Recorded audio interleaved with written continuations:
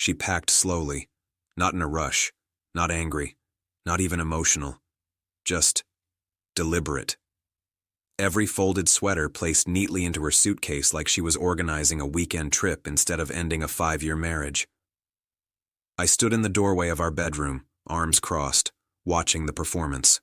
Because that's what it was. A performance. She sighed loudly. "So you're really not going to stop me?" There it was. The line she'd been waiting to deliver. I didn't answer right away. I just studied her face, the slight tilt of her chin, the expectant look in her eyes. She wanted tears. She wanted me to crack, to apologize for things I hadn't done, to promise to do better. Instead, I walked past her, down the hallway, to the front door, and I opened it. The cold evening air rushed in. She froze behind me. "What are you doing?" she asked. I stepped aside and held the door wider. "You said you're leaving," I replied calmly. "I'm not going to trap you." The silence that followed was deafening. She wasn't expecting that. She thought I'd argue, thought I'd grab her hand, thought I'd say, "Please don't go." Instead, I made it easier. "You're unbelievable," she snapped. I shrugged slightly. "You've been unhappy for months. I'm not going to beg someone to stay where they don't want to be." Her eyes narrowed. "So that's it? You don't even care?" That question almost made me laugh. Care? I cared when she started coming home late. I cared when she guarded her phone like it was classified government property. I cared when she started picking fights over nothing. But somewhere between the gaslighting and the emotional distance, something inside me hardened.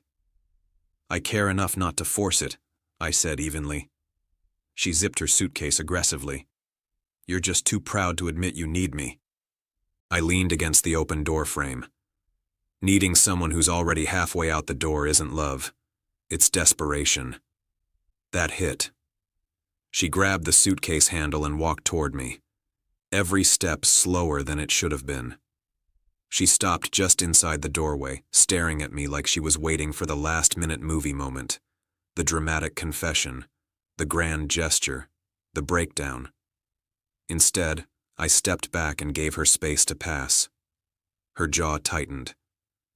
"You're really going to let me walk away?" she whispered. I met her eyes. "You already did." For a second, something flickered across her face. Doubt, maybe regret. Then headlights flashed in the driveway. A car pulled up. Black sedan. Right on time. My gaze shifted from her to the car. She noticed. Her grip on the suitcase tightened. "You called him?" I asked quietly. She didn't answer. The passenger door of the sedan opened. A man stepped out. Confident, relaxed, too comfortable. Seconds later, everything made sense. This wasn't about space. This wasn't about finding herself. This was planned. She thought I didn't know. She thought I'd suspect, but never confirm. She thought I'd beg before I connected the dots. The man walked up halfway to the porch before stopping, clearly unsure how this scene was supposed to unfold. She turned to me, almost defensive now. "I didn't want to do this like this." I nodded slowly. "But you did." He shifted awkwardly. "Maybe I should wait in the car." "Yeah," I said calmly. "You should." He retreated immediately. Interesting. I looked back at her. "You had him waiting outside our house," I said. "Before you even left." She swallowed. I didn't want to be alone tonight. That one sentence told me everything I needed to know. She hadn't left because she was brave. She left because she had a safety net, an emotional backup plan, a replacement already lined up, and she thought I'd fight for her anyway. "I hope he makes you happy," I said finally. Her eyes widened. "That's it? That's all you have to say? What else is there?" She stepped closer suddenly. "You're not even angry." I smiled faintly. "Oh, I was, a while ago, when I first noticed the late-night texts, when you started hiding your screen, when you picked fights to justify your distance." Her face drained of color. You knew? Not everything, I admitted. But enough. She looked shaken now. The power dynamic had flipped and she felt it. You should have said something, she whispered. I let out a soft breath. I was waiting to see if you'd choose us without being forced. Silence. The kind that presses on your chest. The man in the car honked lightly. Once. Impatient. Reality knocking. She glanced back at the driveway, then at me, and for the first time all evening her confidence cracked. Are you sure you don't want to talk about this? She asked, softer now. There it was, the hesitation, the flicker of doubt. But it was too late. I am talking about it, I said gently. By not stopping you. She searched my face for weakness, found none. Slowly she stepped past me, down the porch steps. Halfway to the car she stopped, turned around.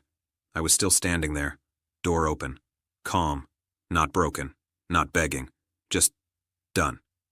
Her voice carried faintly in the cold air. You're going to regret this. I shook my head once. No, I'd regret begging. She hesitated one last time, then got into the car.